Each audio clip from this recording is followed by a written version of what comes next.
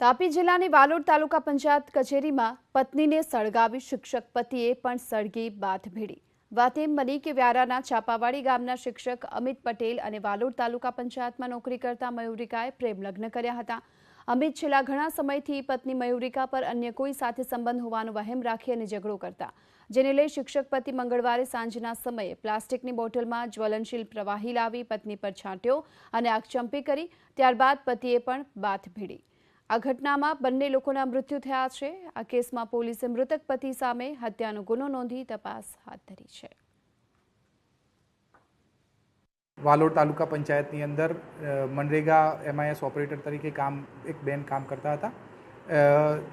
ત્યારે જ અચાનક એમના પતિ જેઓ છે તે એક શિક્ષક તરીકે કામ કરે છે, એવું પોતે આવી અને આમના કોઈ અગાઉના ઝઘડા ચાલી આવતા હતા। એ ઝઘડાઓ સંબંધે અચાનક કોઈ જ્વલનશીલ પ્રવાહી આ બેન પર ઢોળી દઈ અને એમને મારવાનો પ્રયત્ન કર્યો હતો। બેન ત્યાંથી એકદમ ભાગવા જતા ફરીથી એમને ઓફિસની લોબીમાં પાછા પકડી અને એમની ઉપર ફરીથી આ જ્વલનશીલ પ્રવાહી છાંટ્યું હતું અને પોતાની જાત પર પણ જ્વલનશીલ પ્રવાહી છાંટી અને કોઈ વસ્તુથી આગ ચાંપી દીધી હતી। અને આ આગના બનાવની લપટોમાં આ બેન અને આ એમના પતિ બંનેનું ઘટના સ્થળ ઉપર જ ખૂબ વધારે આગ લાગી જવાથી મોત થયું હતું।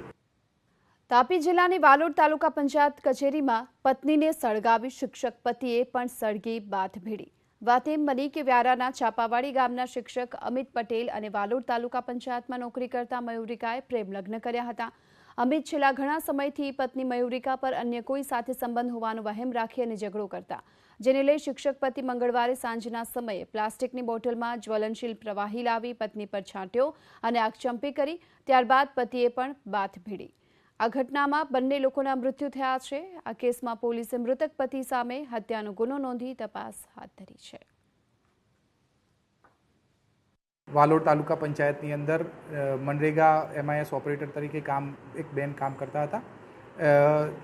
ત્યારે જ અચાનક એમના પતિ જેઓ છે તે એક શિક્ષક તરીકે કામ કરે છે, એવું પોતે આવી અને આમના કોઈ અગાઉના ઝઘડા ચાલી આવતા હતા। એ ઝઘડાઓ સંબંધે અચાનક કોઈ જ્વલનશીલ પ્રવાહી આ બેન પર ઢોળી દઈ અને એમને મારવાનો પ્રયત્ન કર્યો હતો। બેન ત્યાંથી એકદમ ભાગવા જતા ફરીથી એમને ઓફિસની લોબીમાં પાછા પકડી અને એમની ઉપર ફરીથી આ જ્વલનશીલ પ્રવાહી છાંટ્યું હતું અને પોતાની જાત પર પણ જ્વલનશીલ પ્રવાહી છાંટી અને કોઈ વસ્તુથી આગ ચાંપી દીધી હતી। અને આ આગના બનાવની લપટોમાં આ બેન અને આ એમના પતિ બંનેનું ઘટના સ્થળ ઉપર જ ખૂબ વધારે આગ લાગી જવાથી મોત થયું હતું।